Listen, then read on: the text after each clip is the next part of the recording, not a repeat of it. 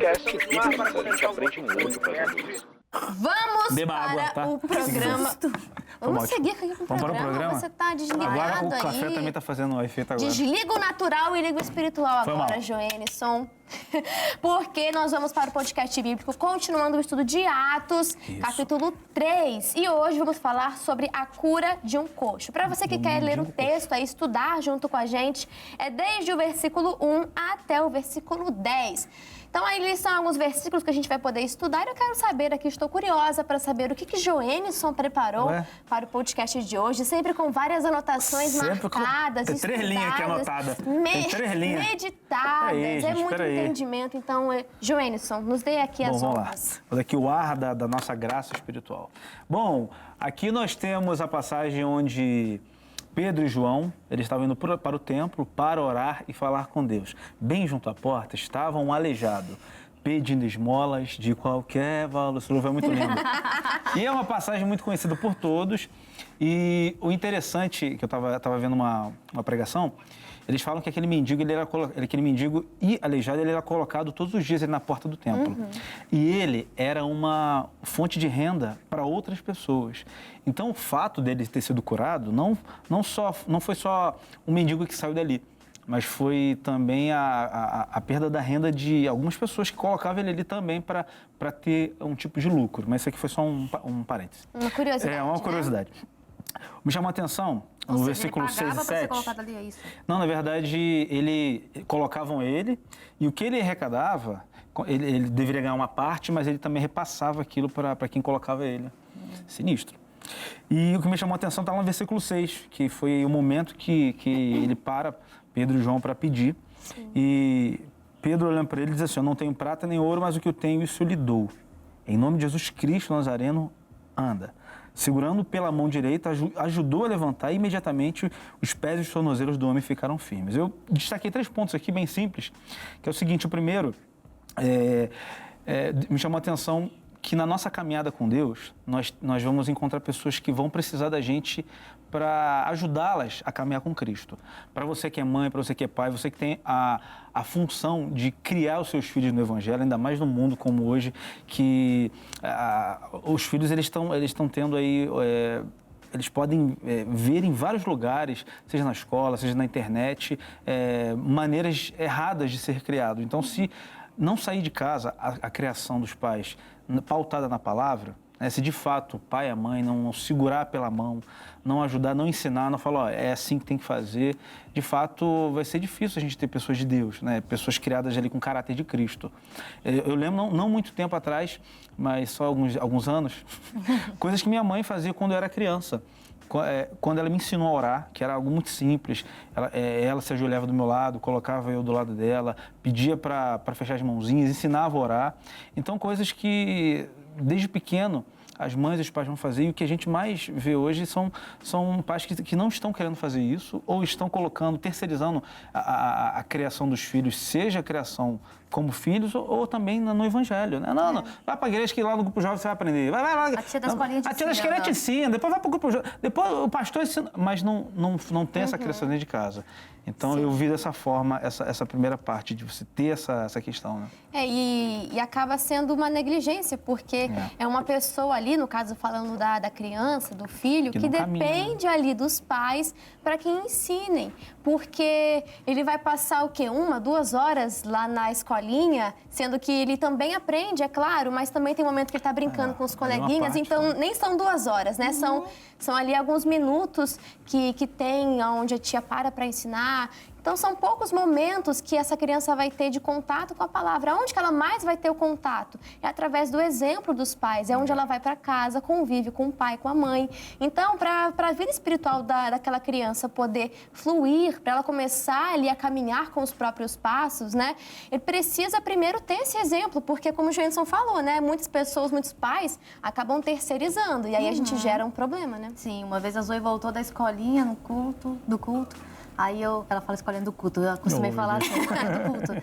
E aí ela chegou no escritório, eu falei, e aí, Zoe? Aí eu tava na escolinha. Eu falei, o que você aprendeu? Ela, Jesus. Então, assim, ela tem 3 anos, então ela não me contou qual foi a história, o que ela aprendeu, mas ela viu que a essência do que ela aprendeu ali, quem era? Jesus. Aí teve um dia que eu tava em casa, ela parou, olhou pra mim e falou assim, mamãe, eu vou lá. Aí ela fez assim, ó. É Lorã. Amém. Aí eu, amém. Então, tome concordância. O que ela pediu ali, eu não sei. O Espírito traduziu ali pra Deus. Mas ela pediu alguma coisa. E foi, no final, soltou um amém. E é exatamente isso. Se a gente não instruir a criança, amanhã ela se desvia. Mas a palavra fala. Se a gente instruir, ela não vai se desviar daquele caminho. Na Bíblia vai dizer uma palavra até mais forte, né? Vai dizer pra você encucar. Né? A escola muitas vezes faz isso com conteúdo. Aí a gente grava uma báscara e nunca mais esquece, né? Tem que encucar. Então é tarefa dos pais fazer isso. O principal é os pais, mas também na escolinha tem essa função importante. Sim. Eu lembro de um dia que as crianças voltaram da escolinha, né? Terminou o culto, aí eu tinha perguntado. E elas falaram, não, foi o filho pródigo. E contou toda a história do filho. Com as palavras dela, mas era a coisa mais fofa, mais linda. E no final também fez uma oração. Enfim, então é importante ensinar a criança, porque vai ter um momento em que ela vai precisar caminhar sozinha. É um momento de amadurecer espiritualmente falando. E você também só ensina aquilo que você tem, né? Exatamente. E essa parte aí, quando o Pedro fala, ó, eu não tenho prata nem ouro, mas o que eu tenho eu te dou, então, ele tinha algo dentro dele que era muito mais valioso do que aquilo que aquele mendigo achava que precisava. E ele ofereceu o que ele tinha, né? E aí entra a outra questão. Muitas vezes a gente tem a oportunidade de receber algo melhor, mas a gente quer aquele mínimo. O mendigo estava na porta de um templo, então aquele lugar ali era um lugar de oração, era um lugar assim de bênçãos. Eu imagino que outras pessoas já tinham sido curadas ali, mas o pensamento dele ali estava tão pequeno, o que ele queria? Ele queria esmola, ele queria já dinheiro. viu muitas pessoas saindo do templo curadas, né? Ele viu elas entrando, viu saindo de forma diferente. Sim, mas às vezes não é nem a questão dele não querer, mas é a questão dele não acreditar que aquilo podia acontecer para ele também. Então, o mínimo para ele, que era algumas moedas de ouro, de prata, o mínimo para ele ali já estava bom. E o ser humano, ele é assim. Muitas vezes Deus tem muito maior pra gente. Muitas vezes não, Deus tem coisas muito maiores pra gente, mas a gente quer se contentar ali com aquele pouquinho. Não, se eu receber só isso aqui, pra mim já tá ótimo, já tá de bom tamanho. E Deus fala, poxa, meu filho, eu tenho um trem tão grande pra você e você quer só isso daqui? Então, assim, vamos deixar de ser medíocres e entre aspas, humildes desse tanto, de não querer o maior e se contentar com um pouquinho que a gente pode receber ali no momento. A gente não sabe o que a gente precisa, né? Deus sabe. A gente pede uma coisa, mas a gente não tem a noção do que a gente necessita. E a Bíblia fala que os pensamentos de Deus são muito maiores, os sonhos de Deus são muito maiores pra gente. A gente não consegue nem imaginar isso. Ninguém deseja algo ruim pra si. Todo mundo pensa coisas boas. E Deus ainda pensa muito mais, né? Algo muito maior do que você foi capaz de pensar. E até complementando o que a Laísa trouxe, se a gente ampliar esse entendimento e levar para a vida espiritual como um todo, a gente vê justamente isso, um homem, uma pessoa que estava ali na sua vida com Deus, levando para esse lado, uma pessoa que estava muito na porta, na beira, né? Uma pessoa que não tinha, nunca entrava, ele nunca entrou no templo, nunca teve o encontro real com a palavra de Deus, o encontro aqui, a gente fala não Jesus, né, a pessoa em si, mas com a palavra, né, que é o próprio Jesus, enfim. Ele nunca teve esse encontro, sempre ficava na beira. E tem muitas pessoas se contentando com isso, como você falou, em viver uma vida de ir domingo na igreja e fica nisso. A pessoa não busca algo pessoal para ela, algo que ela possa viver de fato todos os dias da vida dela, e o Espírito Santo quer isso, quer dividir as 24 horas do seu dia. E não pense que é só conhecer a Deus, porque até a própria Bíblia vai dizer que é pra gente conhecer e prosseguir em conhecer. Ah, mas eu já li a Bíblia toda 200 vezes, você pode ler 201, quantas forem, sempre vai ter alguma coisa nova. O missionário pega um versículo e mergulha ali, e depois mergulha de novo em outro entendimento, e você fica, meu Deus, como é que tanta mensagem de um versículo só? A Bíblia ali é uma fonte que não vai ter fim. Então, sempre vai ter um nível mais profundo, sempre vai ter um outro lugar para você alcançar algo muito maior. Então, continue nessa busca e não fique só na beirinha, não na porta. Deus quer que você entre. E tentar também, você ter a ação de fazer alguma coisa. Aquele outro paralítico que conta que eram 38 anos, é isso mesmo? Na beira do tanque e todos os dias, uma vez ao ano, o anjo passava e agitava as águas. E só Era de vez em quando. De vez em quando. E só o primeiro que mergulhava ali ficava curado. Mas o que ele estava esperando? Alguém que levasse ele. Porque Quando ninguém Jesus me leva. pergunta, não, é porque não tem quem me leve pro tanque. Poxa, que desculpa. Joga, filho, vai se arrastando, né?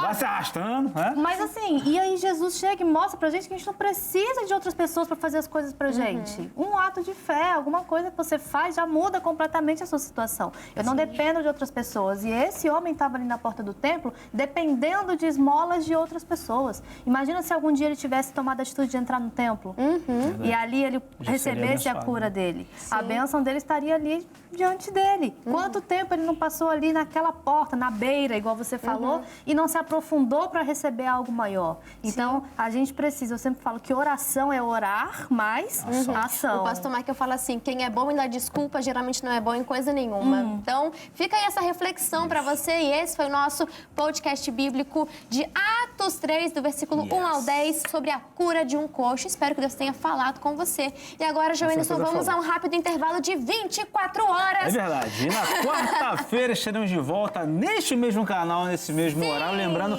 às 14 horas. Então já avisa aí, já deixa anotado para você não chegar atrasado, tá Aliás, bom? 24 não, 48 horas. 48, é um pouco Falei mais. errado. Dá para descansar, tá bom? Valeu, meus amigos. Até quarta-feira. Deus abençoe. Até o próximo. Já é? Já. Nosso podcast bíblico, a gente aprende muito fazendo isso.